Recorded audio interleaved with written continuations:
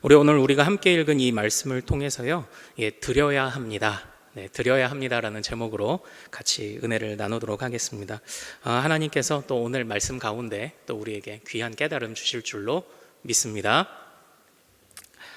얼마 전 저희 큰 아이가 졸업식을 했습니다. 무려 초등학교를 졸업을 했습니다. 이전에 이제 요즘 그 졸업식들 좀 가보셨나요?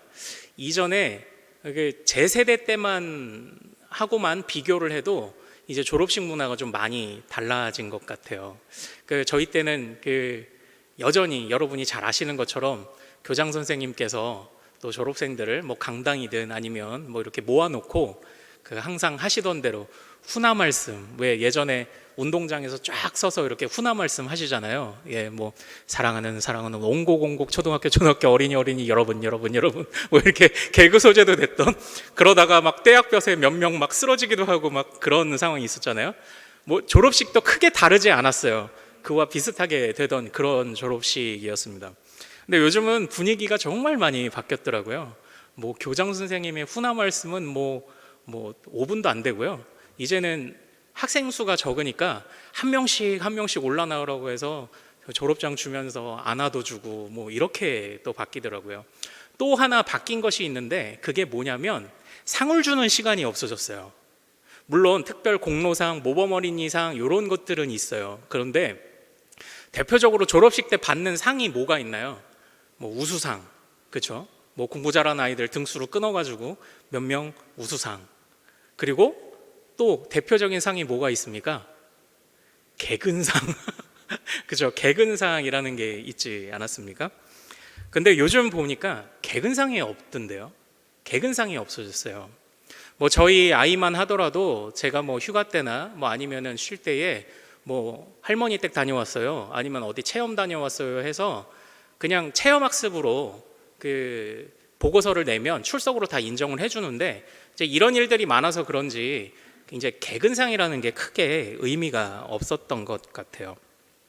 그런데 어쨌든 저만 해도, 제가 학교 다닐 때만 해도 그래도 개근상 좀 중요하게, 야 그렇게 성실했어, 이제 좀 이런 걸 증명해주는 그런 상이 개근상 아니었습니까? 저는 무려 12년을 개근을 했습니다. 어떤 날은 너무 아픈데 엄마가 손 따줄게 학교 가 이래가지고 손 따고 배를 움켜쥐고 이렇게 학교 갔던 그런 기억도 있어요. 물론 뭐 체육 시간이나 이럴 때 그냥 책상에 이렇게 엎어져 있기도 했지만 그렇게 저희 부모님이 보내셨던 것 같아요. 근데 이 개근이라는 게요, 어떻게 보면은 근면과 성실의 상징이기도 하지만 한편으로는 그냥 아침이 됐으니까 학교를 가야 되니까 가고요. 친구가 있으니까 가고, 좀 그런 면도 있었던 것 같아요. 항상 공부에 열의가 가득 차서 이 개근을 했던 건 사실 아닌 것 같습니다. 12년 개근이라는 것이 항상 공부를 잘하는 것과 반드시 연결되지는 않았던 것 같아요. 그렇지 않나요? 물론 어떤 일에 습관이 생긴다는 그건 좋은 면이 많을 수 있습니다. 그러나 이 습관이라는 건 좀 양면성이 있는 것 같아요. 한편으로는 그냥 생각 없이 나가는 일도 있거든요. 그냥 하던 대로 습관에 따라서. 제가 지금 드렸던 이 말씀, 저의 12년 개근을 돌아보면 이 12년 개근이 항상 공부와 연결됐던 것은 아닌 것 같다. 학교를 가는 습관이 있기는 했지만 이것이 항상 공부의 열의 또는 어떤 좋은 습관으로만 항상 나타났던 것은 아닌 것 같다. 지금 이 얘기를 드렸는데요. 사실 저는 오늘 여러분들과 예배에 관해서 한번 말씀을 나눠보고자 지금 이 자리에 나왔는데요. 지금 제가 여러분께 드렸던 이 말씀을 예배에 한번 접목해 볼까요? 우리는 매주 예배를 드리러 옵니다. 특별히 좀 더 또 하나님을 더 알고자 열정을 가지신 분들이 수요 예배, 금요 예배, 새벽 기도를 항상 지키고 계시죠. 모든 예배에 개근할 때가 왜 없겠습니까? 하나님 앞에 그래도 내가 예배 자리를 지켜야 할 때도 있죠. 그러나 모든 개근이 다 공부와 연결되는 게 아닌 것처럼 우리가 항상 예배의 자리를 채우고 있지만 어떤 날은 내 마음이 지금 어디에 있는지 지금 내가 몸은 여기 있는데 내 정신이 어디에 있는지 좀 모를 만큼 그렇게 몸과 마치 우리의 영혼이 분리된 것처럼 느끼는 그런 때도 좀 혹시 있지 않습니까? 어떻게 보면 그냥 매주 예배를 드리러 오는데 그냥 주일이니까 오고 그냥 가야 될 것 같아서 오고 하는 날도 솔직하게 좀 있지 않냐 이거죠. 그렇다고 해서 우리가 뭐 학교 개근하지 말아라, 아니면 교회 예배 개근하지 말아라, 이걸 말하고자 하는 건 아니에요.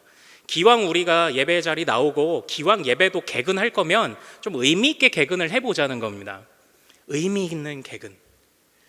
때로는 우리가 습관을 따라 그냥 왔다 갔다만 하는 게 아니라, 그냥 자리만 채우다 가는 게 아니라, 그냥 나와야 되니까 나오는 게 아니라 좀 우리의 그 안에서의 하나님을 향한 열정도 좀 다시 새롭게 하고, 진짜 예배가 예배될 수 있도록 우리가 정말 좋은 개근을 하면 어떻겠냐.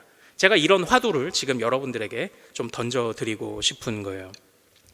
오늘 우리가 읽은 이 시편 40편은요, 다윗이 하나님께, 특별히 우리가 6절에서 8절까지의 말씀은 다윗이 하나님께 지금 제사를 드리고 있는 그런 문맥으로 여겨지는 그런 말씀입니다.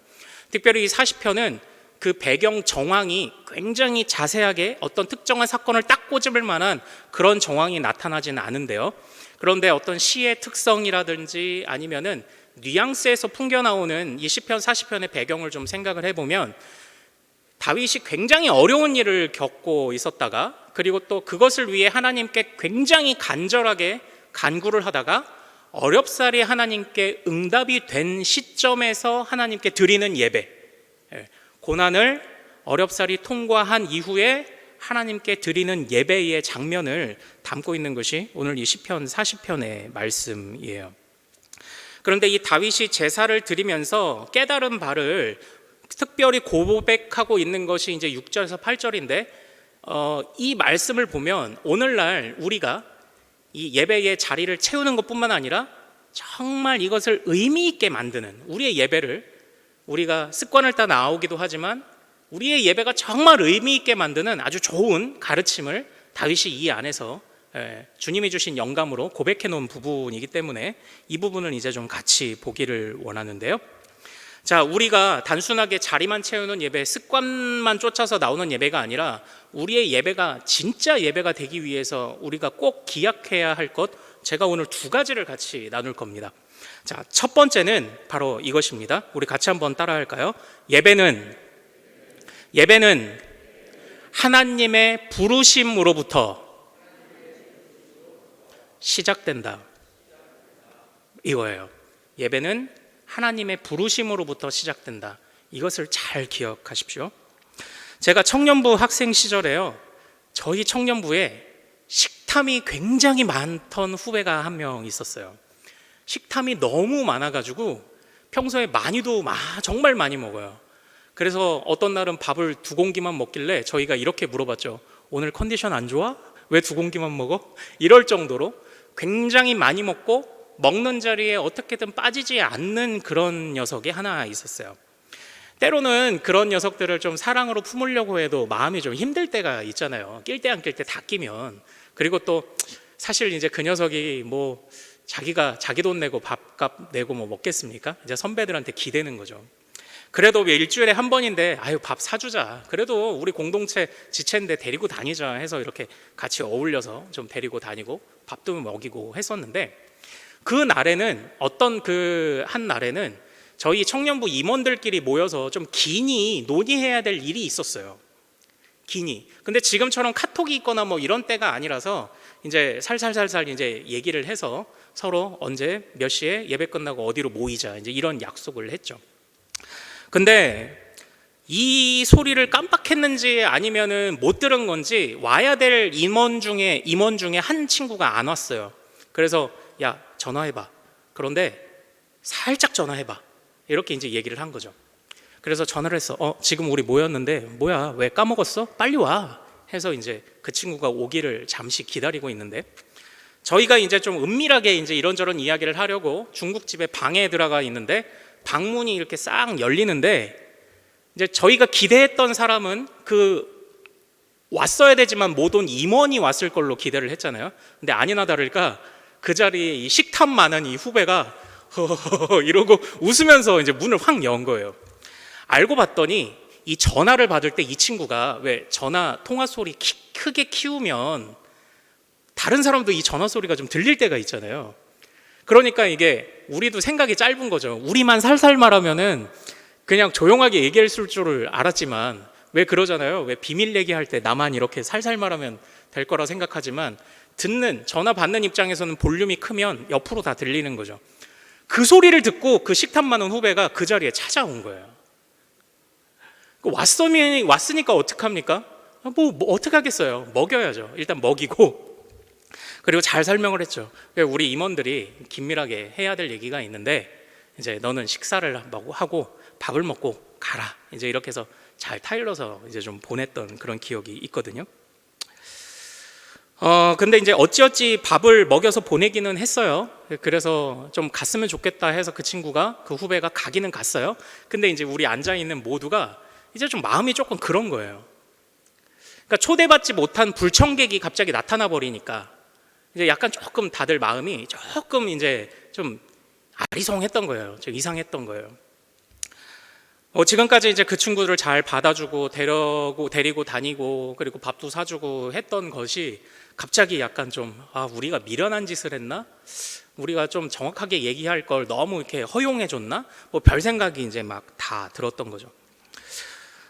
여러분들이 만약 어떤 뭐 행사나 모임을 뭐 주관을 하거나 했을 때 초대받지 않은 불청객이 왔을 때 아마 여러분들도 누구나 그런 마음을 느끼게 되지 않을까요? 제가 지금 드렸던 이 후배의 이야기를 잘 한번 생각해 보십시오. 여러분들은 예배에 초청받아 오신 자들입니까? 아니면 불청객입니까? 우리 믿음의 선배들에게 있어서 예배는 항상 어떻게 시작됐냐면 바로 하나님의 권위로 말씀을 통해 영적 권위를 위임받은 목사의 하나님을 대언하는 초청의 메시지로부터 바로 예배가 시작되는 것이 우리 믿음의 선배들의 바로 전통이요 가르침이었습니다. 모든 예배는 단순하게 뭐 오늘날도 어떻게 보면 뭐 찬양 시간이 있고 그리고 또 어떻게 보면은 그 다음에 또 어느 모임에서 뭐 사도신경을 해서 시작을 하고 다양한 방법으로 시작을 하지만 항상 모든 예배의 기본적인 시작의 정신은 하나님이 우리를 부르셨다부터 시작되는 거예요. 이 하나님의 부르심을 생각하지 않고 우리가 그냥 예배의 자리에 참여한다면 우리는 예배의 자리에 참여한 불청객이 되는 거예요. 그래서 여러분들 혹시 느끼셨나요? 제가 이제 오전에 1, 2, 3부 예배 찬양을 하잖아요. 흔히 저희 호산나 팀이 담당하는 찬양을 준비 찬양이라고 말을 합니다. 그러나 이제 저는 이제 수차례 찬양부터 예배가 시작되오니 최소 10분 전에 도착해서 동참해 주시기 바랍니다 라고 말씀을 드리고 아울러 한 가지 오늘 예배에 오신 몇부 예배에 오신 여러분을 환영합니다. 주님이 우리를 부르셨습니다 와 같은 메시지로 항상 여러분을 예배로 초청하고 있었다는 사실을 여러분은 눈치채셨나요?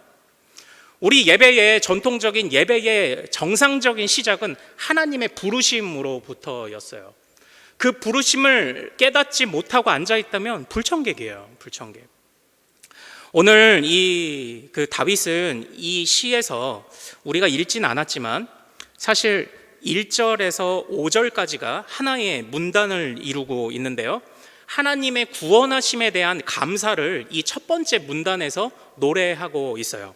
그런데 이 첫 번째 문단을 한번 좀 같이 볼까요? 우리 오늘 시편 40편 2절 말씀 같이 한번 보겠습니다. 각자 성경을 참고해서요. 같이 한번 읽겠습니다. 시작.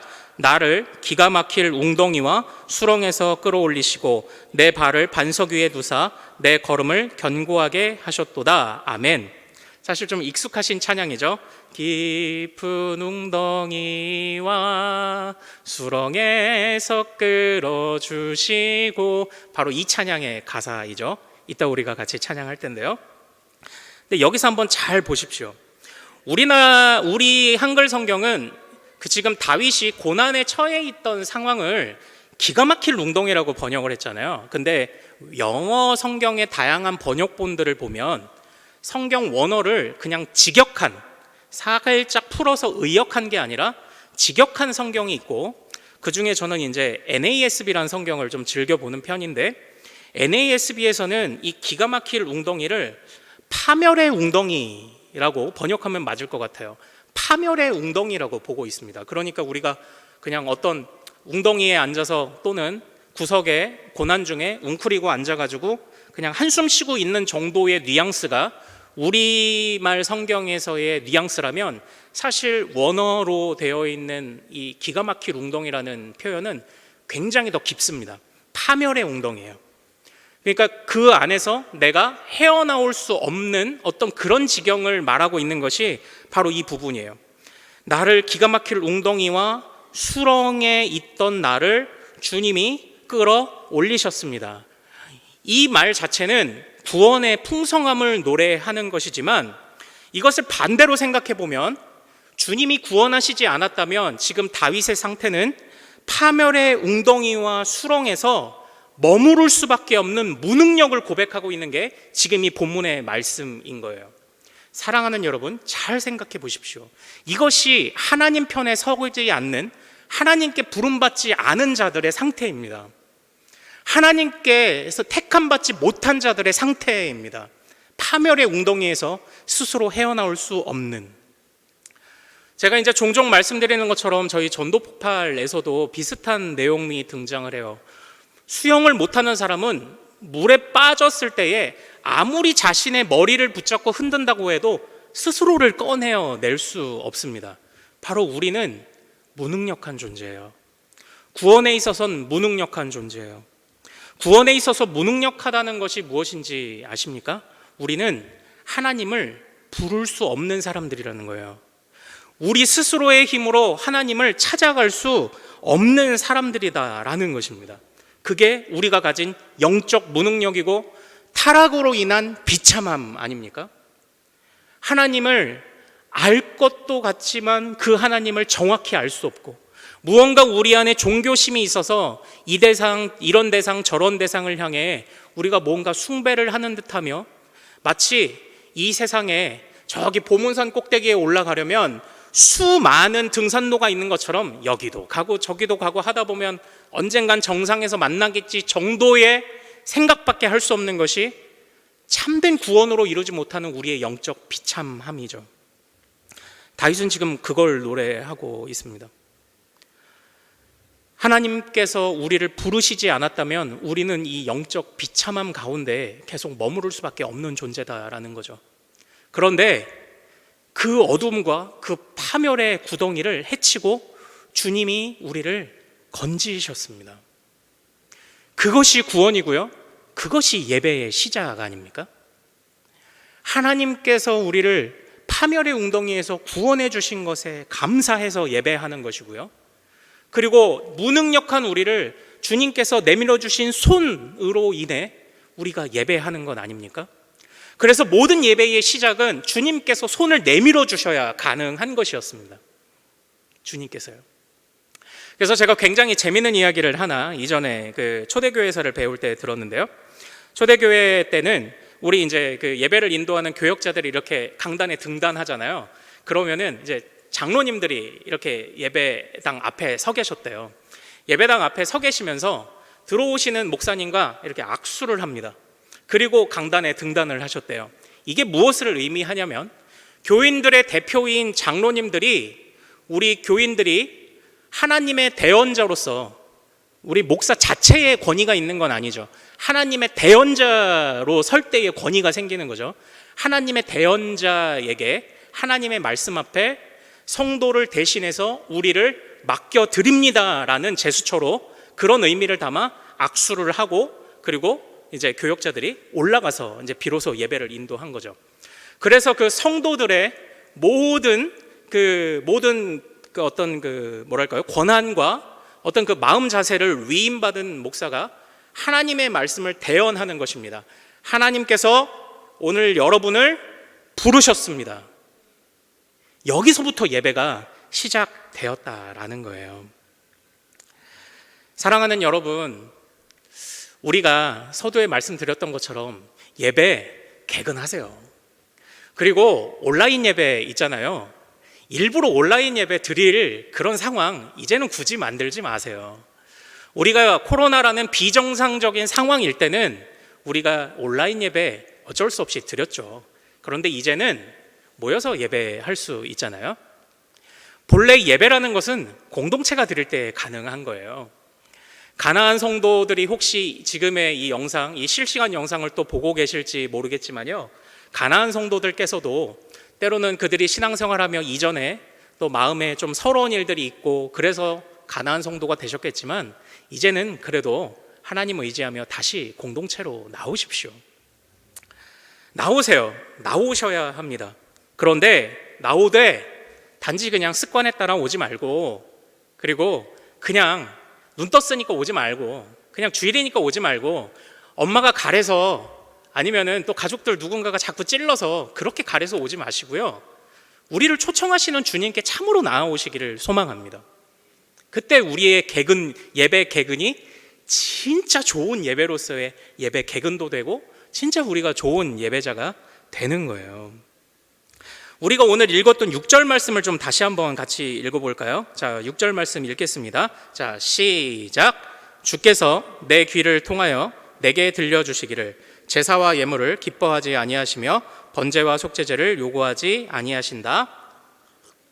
네, 아멘. 여기에서 먼저 이 6절 상반절만 좀 볼게요. 주께서 내 귀를 통하여 내게 들려주시기를, 이 표현이 사실 그 원어로 보면은 굉장히 재밌게 되어 있습니다. 주께서 내 귀를 뚫어주셨다, 이렇게 표현되어 있어요. 주께서 내 귀를 뚫어주셨다. 사실 이제 6절의 이제 하반절 부분이 제가 두 번째 파트에서 여러분들과 같이 나눌 말씀의 핵심인데요. 어쨌든 다윗이 지금 예배하면서 깨달음이 있는 거예요. 와, 이토록 무능력한 내가 어떻게 예배 자리에 나올 수 있었을까? 주님이 나를 구원하셨고 나를 부르셨기 때문에 내가 이 고난을 극복하고 나왔구나. 이게 이제 1번인데, 이러한 깨달음을 주님이 내 귀를 뚫어주셔서 내가 이 깨달음을 얻었다라고 지금 고백하고 있어요. 그러니까 지금 다윗이 굉장히 겸손하죠. 굉장히 겸손하죠. 근데 이것이 예배 전에 우리가 드릴 기도가 되면 얼마나 좋겠습니까? 주여, 같이 한번 따라해 볼까요? 주여, 우리의 귀를 열어 주옵소서. 주여, 우리의 눈을 열어 주옵소서. 주여, 우리의 마음을 열어 주옵소서. 이 간구로부터 예배가 시작되면 얼마나 좋을까요? 그러면 주님이 또 그에 합당한 응답을 주시지 않을까요? 다윗은 사실 우리가 읽진 않았지만 1절 말씀에서 이렇게 표현하고 있어요. 내가 여호와를 기다리고 기다렸더니, 이렇게 표현하고 있어요. 아마 다윗에게 이 고난의 기간이 결코 짧지 않았던 것 같습니다. 반대로 말하면 오랜 시간 그토록 이 고난 자체, 이 세상에서 자기가 왕으로도 살았고 힘 있는 자로도 살았지만 그 왕의 힘으로도 어찌할 수 없는 오랜 무능력에 다윗이 지금 시달렸다고 우리는 생각해 볼 수 있지 않겠습니까? 기다리고 기다렸어요. 기다리고 기다렸어요. 그런데 그 안에서 아무것도 할 수 없었던 것이죠. 사랑하는 여러분, 이것이 바로 우리의 모습입니다. 우리 하나님 앞에서 우리는 항상 무능력을 고백해야 돼요. 다시 말하면 이렇게 표현할 수 있을 것 같아요. 우리의 마음을 비우고 와야 채우고 가죠. 우리의 마음을 좀 정돈해야 채우고 가죠. 물론 그것도 주님께서 은혜를 주셔야 할 것입니다. 그러나 하나님 앞에 주님은 주님의 일을 하시며 우리를 비워주시고, 또 우리는 우리의 노력을 다하며 주님 앞에 엎드리는 거죠. 주여, 귀를 열어주옵소서, 눈을 열어주옵소서, 마음을 열어주옵소서. 그때 이 다윗이 이 기가 막힌 웅덩이, 파멸의 웅덩이와 수렁에서 건져 올리셔서 우리를 반석 위에 두시고 우리의 걸음을 굳게 하시는 이 다윗이 경험한 그 구원의 역사를 하나님이 우리 예배 가운데 누릴 수 있도록 반드시 허락하실 줄 믿습니다. 그 간구로 매 순간 매 예배 때마다 나오시는 여러분들 되시기를 소망합니다. 자, 이제 두 번째, 우리 이 예배에서 우리가 정말 자리만 채우는 예배가 아니라 정말 의미 있는 예배를 위해서 우리가 생각해야 될 두 번째 가르침은 무엇이냐면요, 바로 이것입니다. 같이 한번 따라 해볼까요? 나를 드리는 예배여야 한다. 나를 드리는 예배여야 한다. 네, 바로 두 번째, 예배를 정말 참된 예배되게 하는 두 번째 원리는 바로 나를 드림이에요. 오늘 우리가 읽었던 이 말씀 7절을 같이 한번 좀 읽어보겠습니다. 자, 시작. 그때에 내가 말하기를 내가 왔나이다. 나를 가리켜 기록한 것이 두루마리 책에 있나이다. 아멘. 저는 이 7절 말씀을 묵상하면서 굉장히 이 7절에 눈이 많이 머물렀어요. 왜냐하면 한번 잘 보세요. 그때에 내가 말하기를 주여 내가 여기 있습니다. 주여 내가 왔습니다. 이거죠. 글쎄요, 하나님의 예배 자리에 주여 내가 나왔으니 나를 보옵소서 하는 그런 바람일 수도 있겠고요. 그리고 그 왜 우리 어린아이가 엄마 나 이거 했어 이렇게 하고 자랑하듯 그런 어린아이의 마음인지도 모르겠습니다. 근데 잘 한번 보세요. 주여 부르셨습니까? 이제 주님의 부르심으로 예배가 시작됐잖아요. 그 다음에 다윗의 응답을 잘 보세요. 주여 부르셨습니까? 그래서 제가 왔습니다.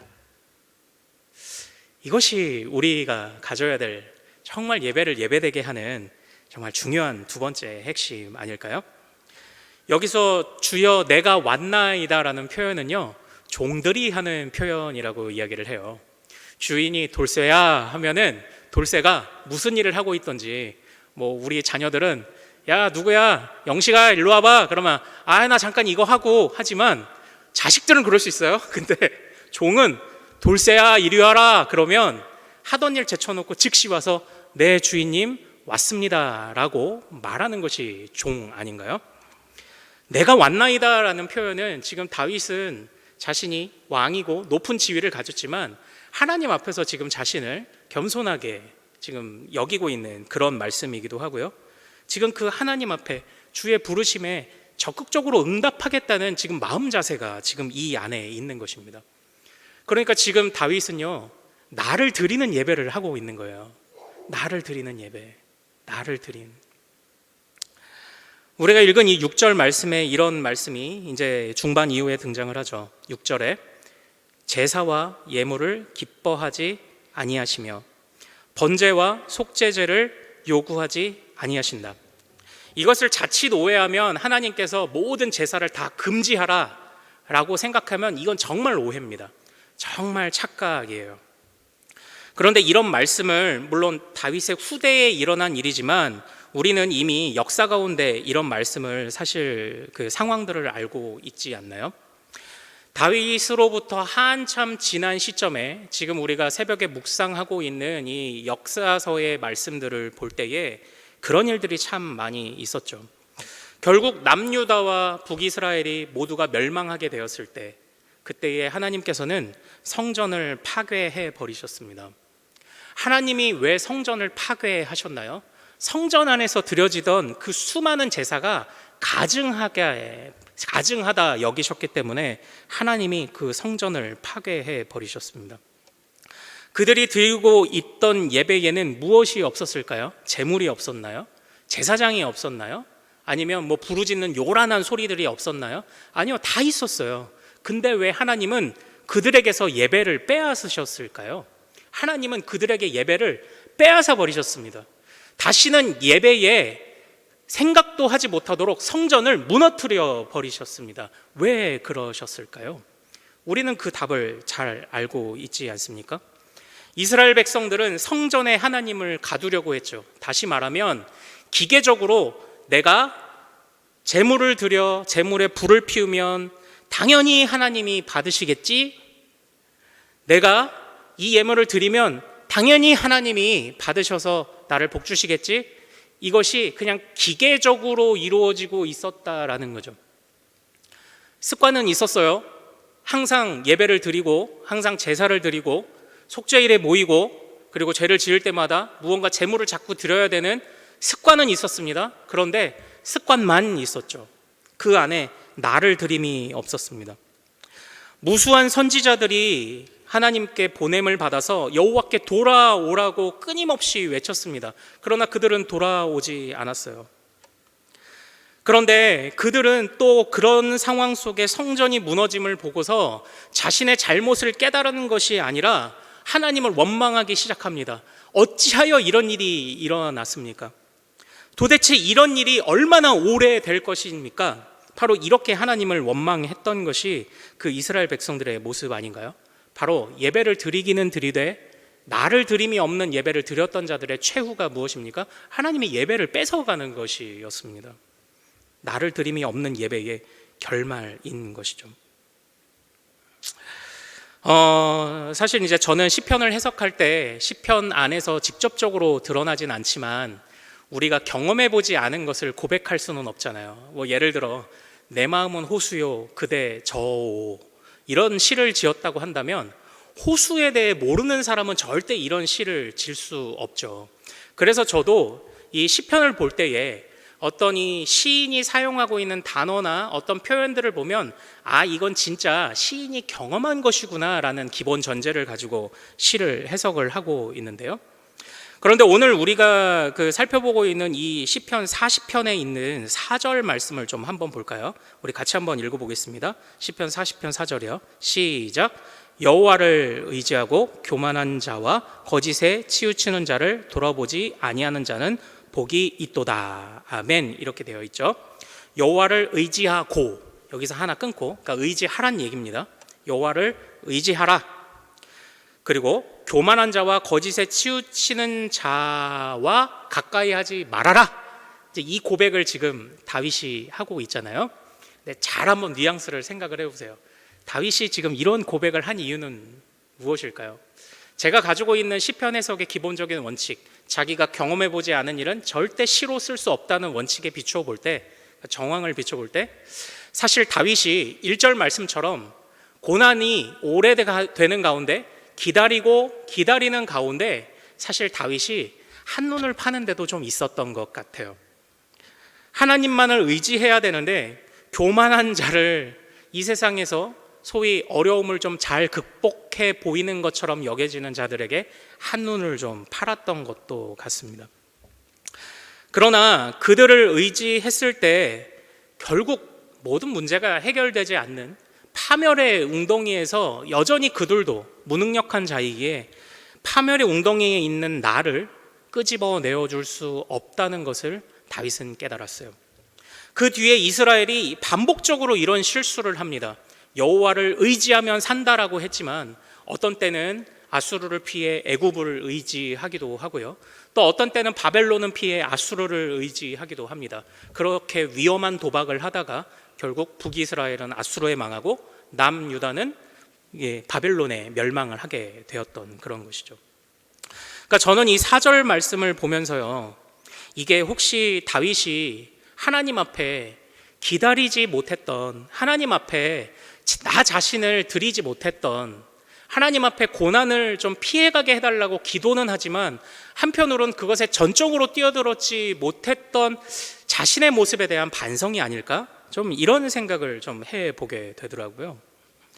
그러니까 사실 다윗이 고난 중에 제사 안 드렸을까요? 예물 안 드렸을까요?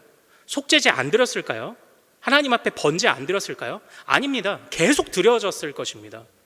그런데 어제까지 드리던 그런 수많은 제사에서는 아무 일도 일어나지 않았는데 오늘 하나님께 드리는 이 제사에서는 왜 다윗의 마음이 이렇게 새롭게 갱신이 되었느냐 이거죠. 바로 하나님께서 그를 부르셨고 또 다윗이 그 부르심에 응답하며 나 자신을 드리지 못했던 지난 날을 후회하는 가운데 하나님께 나 자신을 드리는 것이, 내가 지금까지 수많은 제물을 드리고 예물을 드렸지만 그것이 얼마나 헛짓거리였는지를 깨달은 뒤로 비로소 진짜 예배를 드리게 되었던 다윗의 고백이지 않냐. 제가 좀 이 말씀을 보면서 이렇게 묵상을 해보게 되었습니다. 하나님은 항상 나를 찾으십니다. 여러분을 찾고 계세요. 다윗은 그동안 나 자신 없는 제사와 예물, 내 마음을 온전히 드리지 않는 그런 번제와 속죄제를 드렸습니다. 아무 일도 일어나지 않았어요. 기다림에서 인내도 발휘되지 않았습니다. 그러나 사랑하는 여러분, 오늘 이 다윗의 실수의 고백과 이 다윗이 드리고 있는 하나님은 무조건적인 그냥 기계적으로 드려지는 예물, 제사를 기뻐하지 않으신다는 이 원리를 항상 기억하시는 여러분들 되시기를 소망합니다. 여러분들은 반드시 나 자신을 드리는 예배로 나아가셔야 돼요. 주여 우리의 귀를 열어주옵소서, 눈을 열어주옵소서, 우리의 마음을 열어주옵소서. 주께서 부르셨으니 주여 내가 나왔나이다. 이것이 우리의 예배를 참된 예배되게 하는 아주 중요한 바로 그러한 원리라는 것을 꼭 기억하시는 여러분들 되시기를 소망합니다. 오래전에 제가 사실 집안 형편이 좀 어려울 때 처음에 입학했던 학교에서 나름 실패를 하고 자퇴를 해버렸어요. 학교를 안 가니까 그냥 자퇴 처리가 되었죠. 그러고 나서 이제 원래 저처럼 성적이 좀 애매한 친구들이 그렇듯이 이제 계속 걱정이 이제 굉장히 좀 많았거든요. 그런데 이제 제가 그때 걱정을 했던 이유 중에 하나가 바로 좀 그런 거였는데